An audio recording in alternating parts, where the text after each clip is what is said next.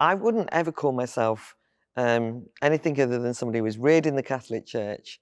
And if you've been, anyone who's been a Catholic will know this, you're forever a cultural Catholic. So it doesn't matter whether you have an attachment to atheism, humanism, whatever it is, you will always be in a situation where you feel like a Catholic. And that's exactly as I feel. And what did that mean for you growing up as a Catholic, especially around Christmas time? Well, I think that we always had a sense that Christmas was about giving. And, sometimes people are very dismissive about presents and people wrapping things up. But actually, that's part of the generosity of Christmas. And of course, when you're a child, you want to get presents from Father Christmas, but you also have a sense that you want to give presents. And that sort of generosity really was part of our family's tradition.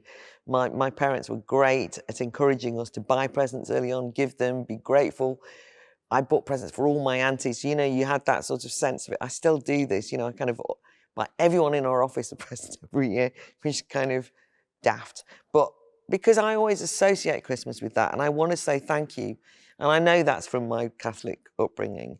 I also think that we had a sense that it was religious. We went to mass. I loved the music. I have that great memory of those fantastic hymns.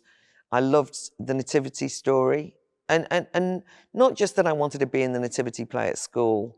I always ended up as a shepherd rather than Mary, I have to say. But nonetheless, I loved the story. This idea, which was instilled in me very early on, that God, the King of Kings, became a man. It came down to earth and was a humble man as well. So that was a great humanist, because what you're basically saying is man is so important that even God will become man. It seemed to me to be a great honor. Now, if you kind of then grow up to be a humanist like me, you can see that very strongly as symbolizing the way that we put humanity first, and that's always stuck with me. And also, I really like the idea that the great kings came to this child in a manger, but so did the shepherds. And so that was a kind of everyone's equal in front of God. And so, great lefty that I am, that was a bit of egalitarianism. And Mary and Joseph were very humble people. They were refugees, didn't have anything, and yet they were the parents of God.